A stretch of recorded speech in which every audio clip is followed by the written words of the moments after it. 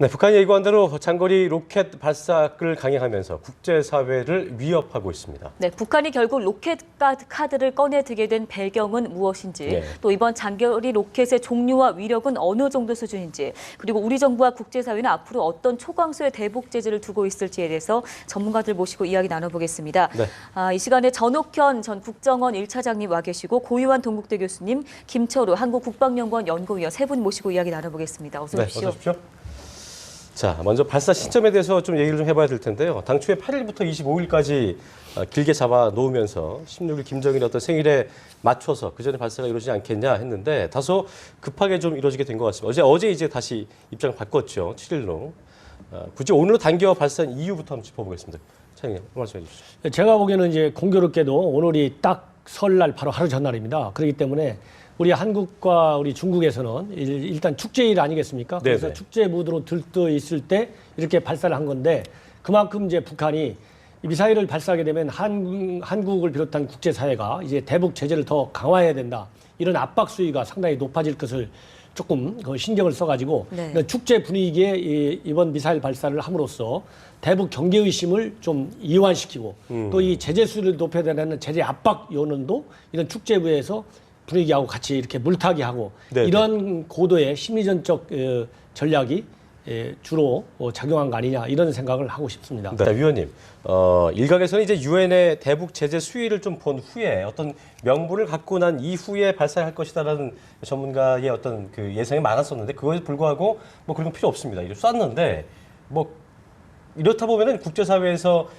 박해를 지탄은 더욱더 커질 수밖에 없을 템에도 불구하고 북한이 이렇게 선제 조치를 한 것, 그러니까 이렇게 선행돼서 좀 급하게 쏜 것은 어떤 이유라고 좀 보십니까? 그 북한이 과거 남북 정상회담 때도 그렇고 중요한 고비마다 세계 언론의 관심이 증폭될 때마다 늘 일정을 변경해 왔던 겁니다. 예, 2012년 4월 달에도 그랬고 말이에요. 발사할 때도 이번에도 분명히 기상 상황을 충분히 사전에 예측할 수 있음에도 불구하고 예. 8일에 했다가 당기면서 뉴스 가치를 끌어올리고 이 주말에 이걸 일종의 공세적 를 취하면서 김정은의 사진까지 공개하는 일련의 행보가 예.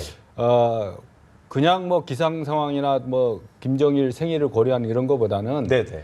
이 압박감, 뭐 이렇게 토끼를 몰 때 말이야 극단으로 몰아가지고 마지막에 그 추격을 하는 것처럼 하는 듯한 인상을 보이는 저는 그런 선전선동 책략에서의 그런 함의도 있다고 봅니다. 그래서 예.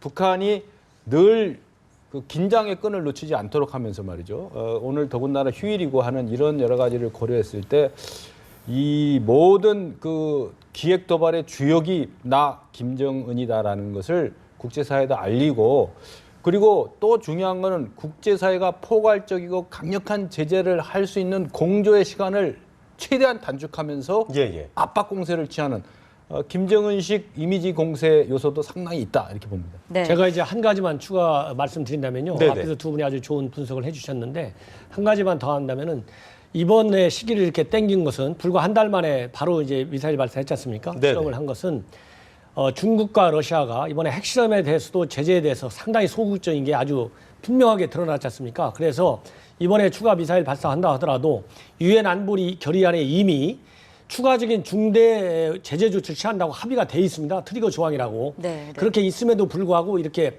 한꺼번에 이렇게 몰아서 이렇게 한 것은 예. 중국과 러시아가 북한의 그런 제재에 대해서 상당히 소극적이다. 이런 거에 대해서 자신을 가졌고 두 번째로는 핵실험 따로 미사일 발사 따로 이게 두 번의 국제사회에 대한 어떤 평화 도전 위반 유엔 결의안 위반 사건입니다마는 이것을 한 달 이내로 압축해가지고 제재가 두 번 올 수 있는 것을 한 번의 제재 즉 일회성 제재로 끝내고 말겠다. 네네. 그래서 국제사회가 이 북한의 제재 문제를 가지고 지속적으로 이렇게 함으로써 5월에 있는 그 당 대회 또 김정은의 어떤 이미지 추락에 방해가 되는 것을 막아보겠다. 이런 네. 고도의 외교적인 전략도 주요하게 작용한 것 같습니다. 그렇군요. 네. 오늘 발사를 보면 지금까지 과거 패턴을 봤을 때요. 미사일을 발사한 후에 핵실험하고 이렇게 패턴이 좀 있었거든요. 오늘은 이게 순서가 뒤바뀌었거든요. 예. 의미를 어떻게 보시는지요? 이제 그것도 뭐 여러 가지 이제 기술적인 의미도 물론 있겠지만은 네. 제가 보기에는 우선 뭐 앞에서도 말씀을 하셨습니다만은 기존의 3번에 걸친 핵실험의 경우에는 고농축 우라늄이라든가 아니면 플루토늄 이런 그 핵실험이었지만은 이번에는 북한이 스스로 주장하기를 새로운 형태의 핵실험, 즉 수소폭탄 실험이라고 공언했거든요. 네. 그렇기 때문에 핵실험의 성격을 달리한다는 측면에서 이제 옛날처럼 나중에 핵실험을 하지 않고 장거리 미사일 발사를 앞두고 먼저 했다. 이런 이제 분석도 가능하겠습니다만은 예, 예. 제가 보기에는 앞뒤 순서가 바뀐 것은 김정은이의 일종의 의사결정의 하나의 속성에 불과하다. 즉 김정은이는 자기가 하고 싶은 걸 무조건 하는 거거든요. 그렇기 때문에 김정은이가 이제는 지난번 3차 때는 그걸 먼저 했지만 이번에는 수소폭탄 실험을 먼저 해가지고 네. 네, 네. 북한이 가지고 있는 공언한 대로 핵무기 고동화, 다종화 이런 작업이 순조롭게 진행되고 있는 것을 먼저 알려주자. 그래서 이 핵실험에 따른 충격을 충분하게 준 다음에 이게 장거리 미사일 발사가 갖는 어떤 위중성보다 핵실험이 갖는 위중성이 더 크거든요. 굳이 예. 나눈다면. 그래서 더 강한 압박을 국제사회에 해주고 예. 말하자면 그다음에 낮은 수준의 이런 장거리 미사일 발사를 해가지고 국제사회의 제재의 수위를 좀 낮춰보자. 네. 이런 고도의 계산도 작용한 거 아닌가 이런 생각이 그렇군요. 듭니다. 자, 위원님, 이게 시청자분들의 이해를 위해서 이게 오늘까지 이제 1998년부터 6번의 발사가 있었는데요. 초반 3번은 이제 그 동쪽의 무수단이었고 이후에 서쪽의 동창리를 선택하게 된 건데 이렇게 장소가 바뀌는 이유도 분명히 함의한 바가 있을 것 같습니다. 어떤 이유라고 볼 수 있을까요? 그렇죠. 중장거리 미사일 발사 동해에서 주로 많이 했죠. 그 폭죽쇼에 비교할 정도로 예, 예. 뭐 다용다장의 미사일 발사를 했는데 스커드 미사일 이후에 지금 동창리 지역이 아무래도 우리가 한미 연합전력에 의한 그 고도의 만약에 가능하면 네. 미래에 있을 수 있습니다만 하여튼 전략적인 압박이나 타격이 있을 수 있는데 중국으로부터 인접해 있고 또 평양으로도 또 가깝고 다양한 측면에서의 그런 그리고 핵 그 미사일 조립 생산 지역으로도 가깝고 말이죠. 네네. 다양한 고려를 해서 나름대로 그 장소가 갖는 그 확장성이라든가 네. 또 일단 유사시에는 이제 그 지금 코스로 날리는 그 필리핀 루선섬을 향한 그런 그렇죠. 코스도 가능하지만 네네. 북한 지형을 더 크로스 해가지고 태평양 지역으로 날릴 수 있는 것도 되고 하기 때문에 상당히 업그레이드된 발사 장소 그리고 그 장소를 2012년 4월 달에 내외신 기자 250명을 끌어모아 가지고 공개도 예. 했지 않습니까? 예.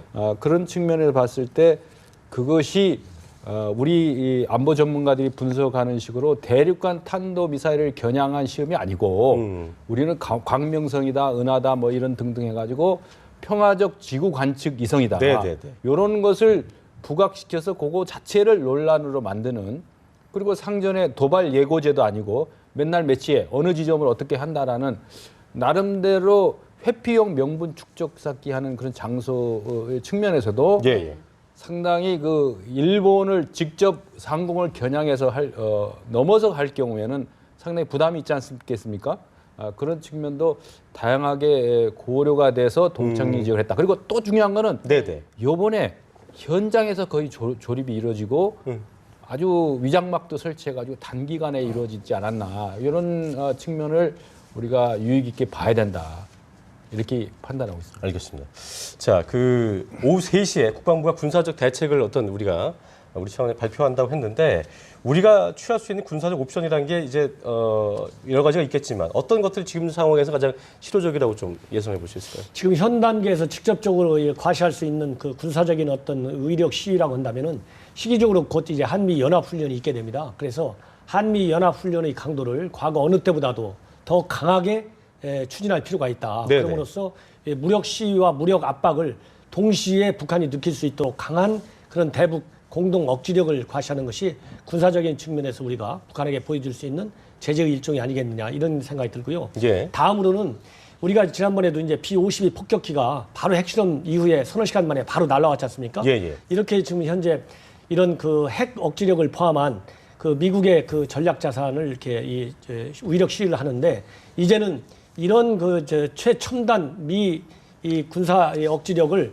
우리 한반도에 상시 배치하는 문제를 적극적으로 검토할 필요가 있다. 이름으로써 일회성 대북 시우용이 아니라 상시 우리가 이 한반도에 미의 이제 고도의 첨단의 전략 자산을 상시 배치함으로써 북한이 어떠한 형태의 어떤 군사 도발에도 강력하게 응징한다는, 강력하게 보복한다는 이런 이 응징성 그런 메시지를 전달해야 될 필요가 있지 않나 하는 생각이 듭니다. 네. 그렇군요. 북한 조선중앙TV 방송에서 우리 시간으로 12시 30분에 어떻게 보면 이제 자축하는 예, 인정할 수 있다 이렇게 얘기를 하면서 미사일 발사 위성 탑재 성공이라는 성공했다. 예. 방송을 내보냈는데요.